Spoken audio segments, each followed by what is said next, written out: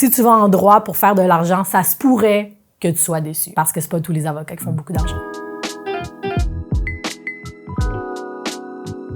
Je m'appelle Vicky, je suis avocate et je me spécialise en droit criminel et pénal. Tu fais beaucoup d'argent. Vrai et faux. Ça dépend de ton nombre d'années d'expérience, de ton champ de pratique, ça dépend du nombre d'heures que tu mets par semaine. Par exemple, ma première année, j'avais fait 20 000 $, puis maintenant, je fais plus que 150 000 $. Ça vient avec l'expérience et ça vient avec le nombre d'heures investies par semaine. Tu travailles tout le temps. C'est vrai. Moi, je suis entrepreneur, je travaille pour moi-même, j'ai mon propre cabinet, donc je travaille beaucoup. Je travaille entre 60 et 80 heures par semaine. Être arrogant, c'est payant. Absolument pas. Tu attires les abeilles avec le miel. Si tu veux que ton dossier avance bien, tu dois avoir des relations qui sont saines avec les autres parties, autant la couronne que les juges. Donc, être arrogant, oui, ça donne un style, mais à la fin de la journée, c'est uniquement ton client qui va en tirer un désavantage. Les avocats criminels sont détestés. Je dirais que c'est quand même vrai. Oui, on est souvent vu comme la personne qui aide les criminels ou qui facilite le crime, mais c'est pas du tout ça. Il faut juste comprendre le travail de l'avocat criminaliste, puis on voit qu'on n'est pas si pire que ça, finalement. Tu défends juste des meurtriers. C'est faux. Je défends des gens qui ont frappé un agent de sécurité dans un complexe Desjardins parce qu'il était en état de consommation, quelqu'un qui a volé un steak à l'épicerie, comme quelqu'un qui a fait un vol qualifié ou quelqu'un qui a fait un meurtre. Le crime est tellement large. On défend monsieur, madame, tout le monde qui passe devant la cour. T'es complice des criminels. Absolument pas. On n'encourage pas le crime non plus. On fait simplement défendre des droits et s'assurer que les droits sont respectés. Donc jamais on va dire au client bravo, good job, t'as fait le crime. Absolument pas. C'est une idée mal conçue, mais c'est peut-être ce que projettent les films puis les séries télé, mais dans la réalité, c'est pas ça.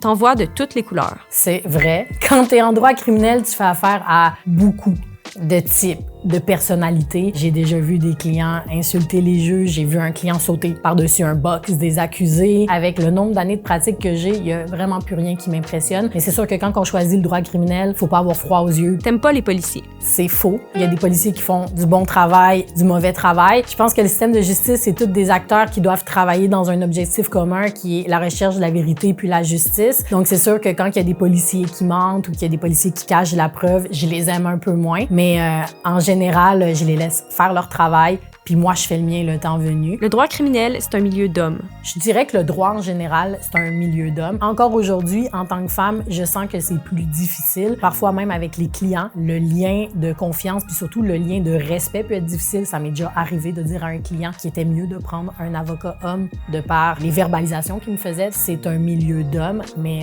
faut pas avoir peur en tant que femme de faire sa place en milieu. Tu sais toujours si ton client est coupable ou non. Moi, personnellement, je veux pas le savoir. Ce n'est pas à moi de démontrer si mon client est coupable ou non, c'est à la poursuite. Donc, dans la plupart des cas, je me base sur les précis policiers, puis les faits qui me sont divulgués. La version de mon client, c'est uniquement dans le dernier recours que j'en ai besoin. Tu connais le code pénal par cœur. C'est faux.